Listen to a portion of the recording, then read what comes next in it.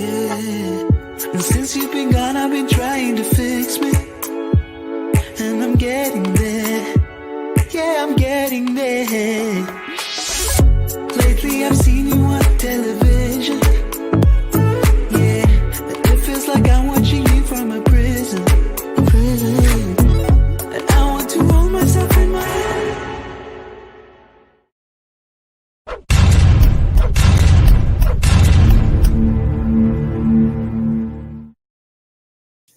Oh, yeah. Let's get it. Let's get it. Let's get it. What up? What up? What up, Eagle Nation fan? And welcome to the Fan Cave, where it doesn't matter where you live, as long as Eagle pride and Eagle green is what you give.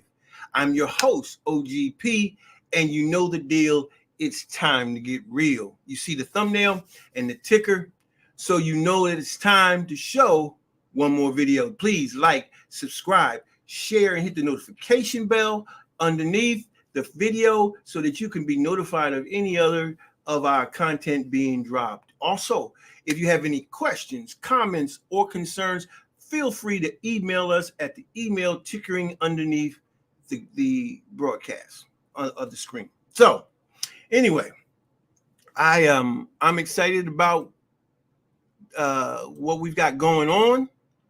I'm excited about our team. You know, I hear people saying, you know, it's only early. It's early in the year. Well, it is early, but it's nothing wrong with celebrating as you go along. What are you waiting for? You know, you wait for tomorrow, or you wait to the end of something. No, you celebrate now. You understand where you are in the process, but it doesn't negate that you do recognize what is going on. That's illogical. But some content creators, some of these folks, oh, it's only 4 games. Yeah, it's only 4 games. But there's only one 4-0 team, and it's Philadelphia. So yes, we are to a degree celebrating, but yet we're not negligent of understanding where we are in this process.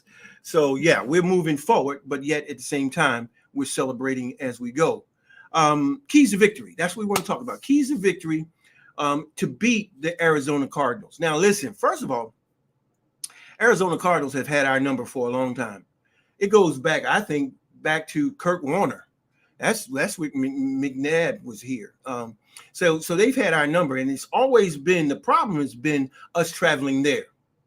For some reason, us traveling to Arizona has never fared well for us. And I think it's the difference of the 2 time zones that have made a difference. I'm hoping that we get there a little early so that they can get acclimated to the time zone so it doesn't bother them as much. Something, I don't know. It's just been, they've had our number over the past few years, number of years. It's more than a few. But that's fine. I mean, you know, the past is the past. And I'm sure that if I'm aware of it, I'm sure that the Eagle players and the staff and the organization is aware of it too. So no big deal. I'm sure they're going to take the necessary steps to preclude that from being an edge for Arizona, whatever it is. Couple of things that do concern me. And the biggest one is Jake Elliott not getting hurt. I hear that it's an ankle. We'll see. We'll see what happens.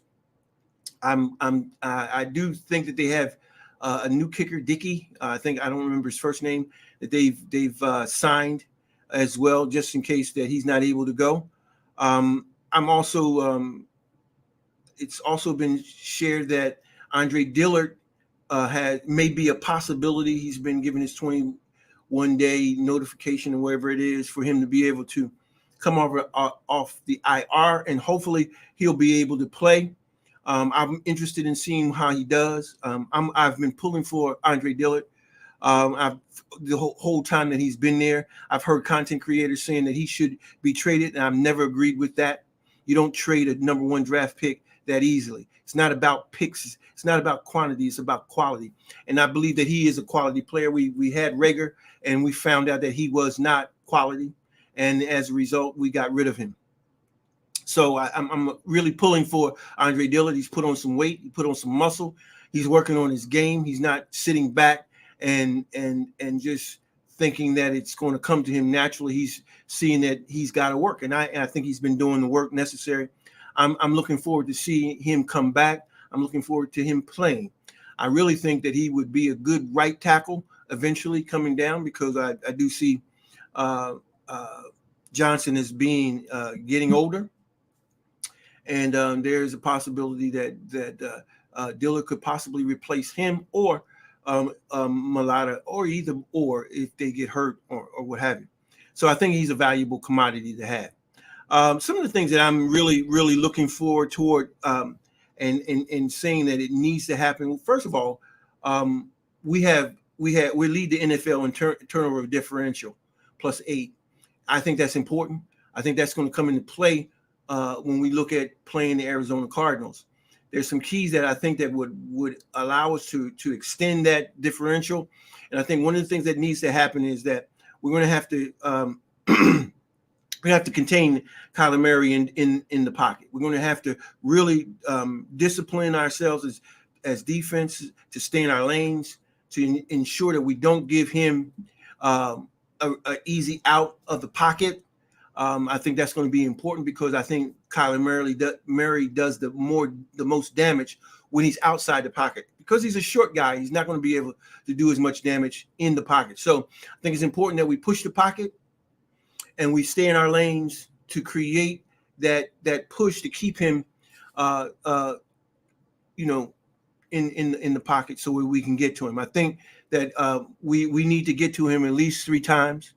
As far as sacking him, I think we need to get to him at least 3 times, 3 or more.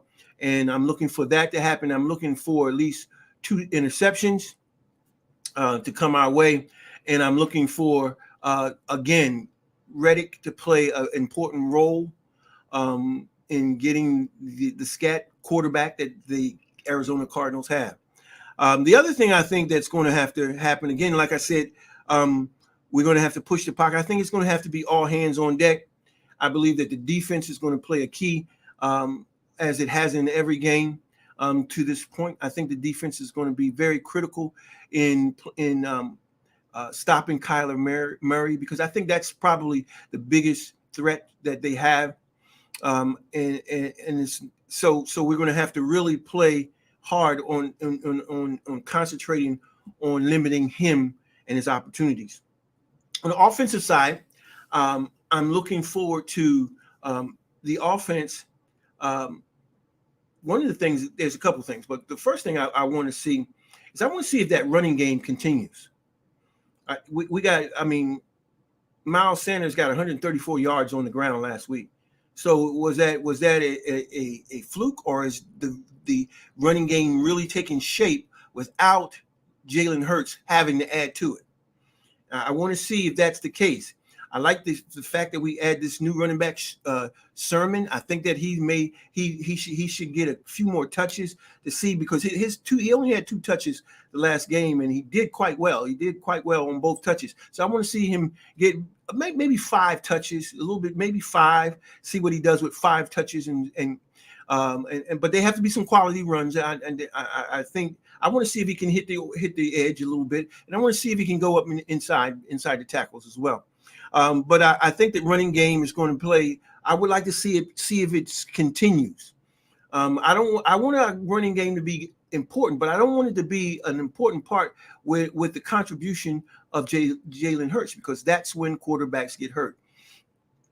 Everybody talks about Buffalo's running game, and Buffalo's running game basically is Josh Allen. That's where the running game comes from. Him breaking the pocket, but eventually he's going to get hurt. It happened to Cam Newton. Cam Newton is the same kind of quarterback, and didn't have the same kind of arm, but he's a big guy just like Allen. But eventually the body's going to break down. Someone is going to hurt him, and then Jalen is not that big. He's thicker and everything. He's weighty, but at the same token, he still needs to not take as many gambles in the running game. He needs to be able to do it and continue to have it be an option. But I think that it's something that should be less of an option if other people are able to carry the running game. So I'm looking for those guys. I'm looking for Gainwell. I'm looking for all these guys, Gainwell, to play a part, not only in the running game, but also in the passing game.